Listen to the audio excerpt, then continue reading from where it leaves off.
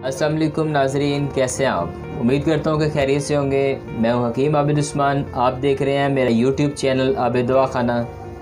आज मैं आपको बताने वाला हूँ मैदे की तेज़ाबियत के बारे में, उसका इलाज कैसे किया जाए और उसकी कुछ अलामात। लेकिन आगे जाने से पहले जो मेरे चैनल पर नए हैं वो चैनल को सब्सक्राइब कर लें और बेल आइकन को प्रेस कर लें ताकि नए आने वाली वीडियो आपको बर वक्त मिलती रहे और आप उससे फ़ायदा उठाते रहें।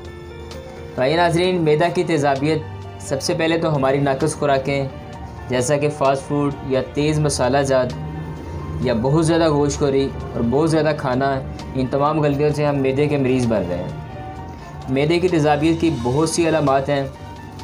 बदहज़मी, गैस, सीना में जलन, मुंह में कड़वा पानी आना, ये तमाम अलामात जो मैदे की तेज़ाबियत से जुड़ी हुई हैं।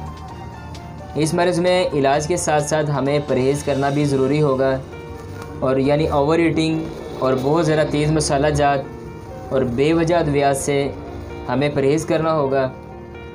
लेकिन अपने तबीब के मशवरे से इस मर्ज़ की दवा भी इस्तेमाल करनी है। अगर तबीब साहब कहते हैं कि 2 हफ़्ते दवा इस्तेमाल करो, आप 1 हफ़्ता दवा इस्तेमाल करके छोड़ देते हो क्योंकि आपका मर्ज़ ठीक हो जाता है।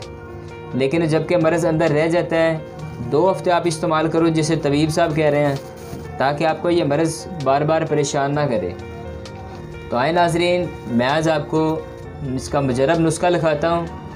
नुस्खा नोट फरमा लें। बादियान 30 ग्राम, कचूर 30 ग्राम, जंजबील 15 ग्राम, पुदीना 30 ग्राम, ज़ीरा सफ़ेद 20 ग्राम, संगदाना मुर्ग 20 ग्राम, छोटी इलायची 10 ग्राम, नमक स्याब 35 ग्राम।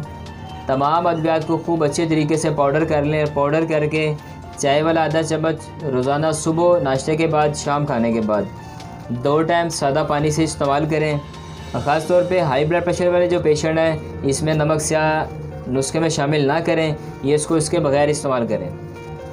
इसके साथ इजाज़त दीजिए, फिर मुलाकात होगी नए वीडियो में नए मर्ज़ के साथ। अल्लाह हाफ़िज़।